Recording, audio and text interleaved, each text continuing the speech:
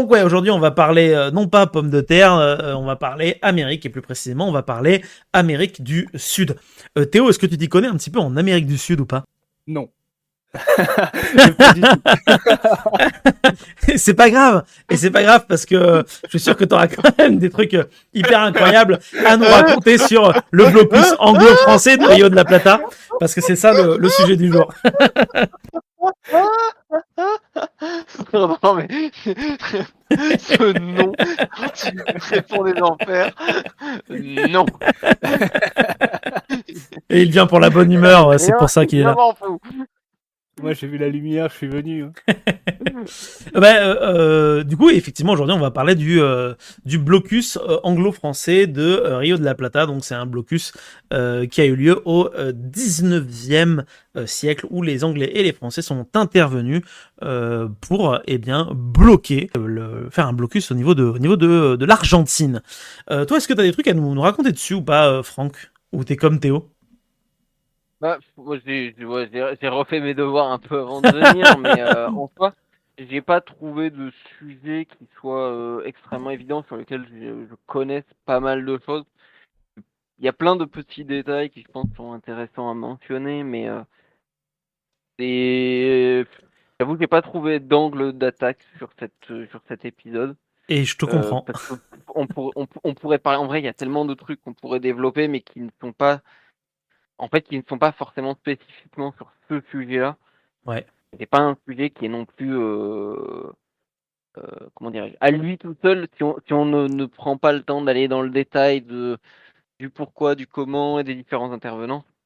Bon, c'est pas un conflit qui a eu un impact, comment le dire, un impact gigantesque, à part pour donner à un individu, à part pour donner à un Italien Oui. et à sa petite bande de farbans une renommée internationale. J'ai été d'ailleurs très surpris en me renseignant de me rendre compte qu'il était là à ce moment-là. Oui, c'est même l'endroit où il s'est fait connaître. Et je savais pas, tu vois. On parle de Garibaldi, en tout cas pour les auditrices et les auditeurs qui nous écoutent, et ses chemises rouges. Et c'est d'ailleurs durant ce conflit qui va créer entre guillemets les chemises rouges. Ça s'appelle à l'époque la Légion italienne.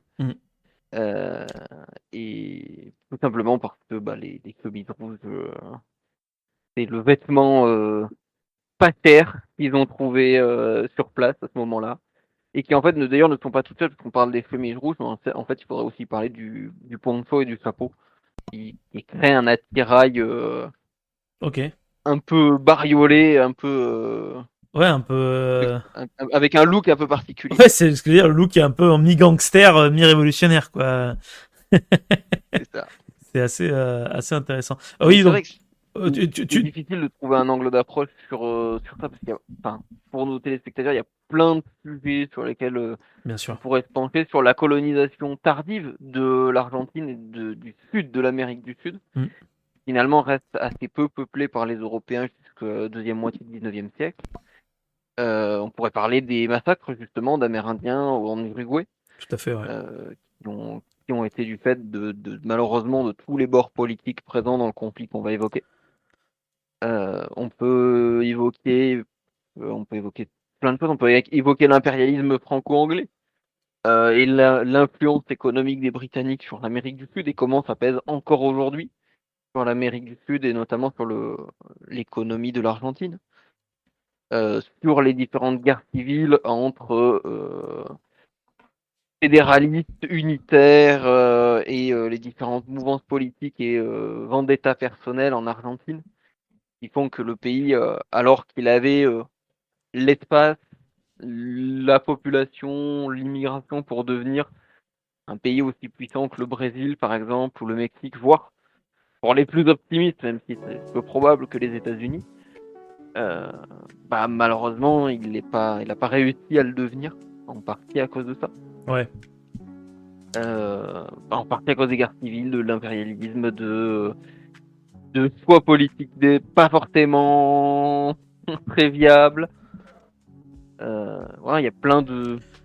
Il y a plein de manières qui pourraient être abordées.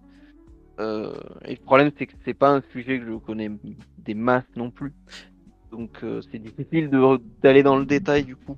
Bien Et sûr, de proposer quelque chose de vraiment intéressant pour nos auditeurs et auditrices. bien J'ai sûr. cru comprendre que toi, Marc, du coup, tu avais créé des questions et J'ai des questions de débat. J'ai un peu de quelques questions, j'ai un petit résumé et des questions de débat qui s'insèrent à l'intérieur. Mais moi, ce que je trouve intéressant dans ce que tu racontes, Franck, et dans ce que Théo aussi a raconté, c'est que c'est vrai que chez nous, en tout cas en France, en Europe plus précisément, c'est l'Amérique du Sud quelque chose qui est jamais abordé, enfin très très peu souvent abordé. En fait, les trois quarts du temps, je pense que au-delà de quelques infos sur les civilisations précolombiennes plus la conquête de l'Amérique, passé ce moment-là, l'Amérique du Sud, j'ai l'impression que ça a presque disparaît, 18e, 19e, plus personne en a rien à foutre. Jusqu'à Même avant ça, en fait. Hein. Même les périodes 17-18. Enfin, ouais, effectivement, dès que t'es conquis par les oui Espagnols, c'est ça, ça se stoppe quoi. C'est comme s'il y avait, après, il y a il y a des raisons entre guillemets valides au fait qu'on s'y pense peu, liées au fait que malheureusement l'Amérique du Sud a eu très peu d'influence directe en tout cas. Même s'il y a eu plein d'influences indirectes, plein d'impacts d'individus ou de personnes, hein, dans plein de domaines divers et variés. Hein. Je relisais la dernière fois sur les aviateurs du Brésil, les premiers aviateurs, ouais, qui, comme les Français, les Américains ou les Britanniques, sont parmi les premiers à tenter l'exploit de l'aviation. ça Il y a j'ignorais, tu eu vois. des mouvements culturels qui ont, qui ont marqué le marqué entre guillemets, qui ont influencé dans le monde, mais en fait, l'Amérique du Sud, à partir du moment, en plus, où elle devient indépendante et où les États-Unis formulent la doctrine Monroe, bah en fait, ils sortent quasiment intégralement de l'équation mondiale. Je ne sais pas comment le dire, mais tu regardes les espaces de combat, les espaces où se crée le maximum de richesse, où les bateaux passent pour les échanges, bah en fait, l'Amérique du Sud, elle est finalement très isolée par Ouais, rapport à, entre guillemets, à l'échiquier mondial. ouais. Pour les Que la- auditrices et les auditeurs, je le précise, la doctrine Monroe, c'est une doctrine qui, si je ne me trompe pas, condamne les interventions européennes dans les affaires des Amériques Nord et Sud. C'est Et ça. voilà. Donc du coup, c'est en gros restez En, chez en vous et les gros, l'idée, crocodiles seront bien gardés, quoi. c'est ça. Les États-Unis disent aux puissances européennes, vous venez plus. Vous avez le droit de garder les quelques colonies qui vous restent en Amérique, mais vous faites plus chier les pays indépendants, quoi. C'est ça, exactement. Parce que c'est pas parce qu'ils sont, pas parce que les Parce qu'ils sont États-Unis. gentils, non. Alors, il y a, il y a une arrière-pensée humaniste de grandeur, de dire les républiques indépendantes d'Amérique sont toutes unies, blablabla. La réalité politique, souvent, c'est que c'est pour avoir une chasse gardée, hein, très clairement. Et c'est aussi ce qui fait que Bien sûr. justement, l'histoire de l'Amérique du Sud, elle nous concerne moins en Europe directement, parce que c'est la chasse gardée des États-Unis. Mm. Et d'ailleurs, pas que sur le domaine militaire ou diplomatique, hein, sur le domaine archéologique. Il y a très très peu finalement de professeurs français, allemands, anglais, etc., qui vont travailler en Amérique du Sud, C'est vrai. en comparaison du nombre d'Américains. Oui, c'était d'ailleurs on en avait parlé avec Nico dans un épisode, je sais plus lequel, où d'ailleurs c'était assez intéressant que les Américains préféraient bosser sur, enfin les États-Unis préféraient bosser sur l'Amérique du Sud plutôt que de bosser sur leur propre territoire archéologiquement parlant. Donc ça en dit long aussi sur l'influence qu'ils ont sur l'Amérique du Sud de manière générale. Bah merci beaucoup Franck encore une fois pour ton intervention. Tu nous as donné plein d'anecdotes très intéressantes, très croustillantes. Merci aussi à toi Théo d'être venu. Non, pas que spectateur, parce que tu nous as quand même raconté plein de choses aussi qui sont très chouettes, je trouve. Tu as donné ton point de vue et tout. Donc merci à toi d'avoir bien voulu venir avec nous pour cet épisode.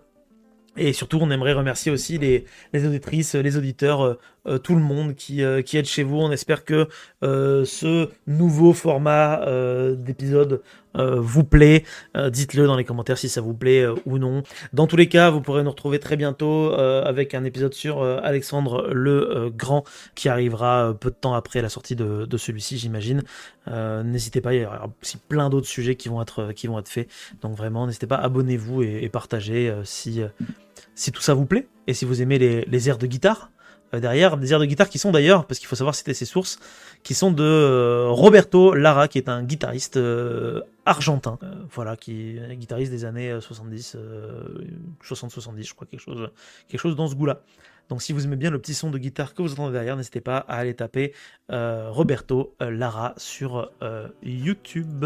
Si vous souhaitez également participer à notre petite causerie, rien ne vous empêche de le faire dans les commentaires de cette vidéo, tout en restant bien évidemment courtois les uns avec les autres. Et si vous souhaitez découvrir d'autres sujets, il ne vous reste plus qu'à vagabonder un petit peu partout sur cette chaîne, parce qu'on y parle un petit peu de tout et surtout un petit peu de rien. N'hésitez pas non plus à vous abonner à la chaîne, à mettre un petit pouce bleu et à nous suivre sur les différents réseaux sociaux. Merci à vous et à très bientôt.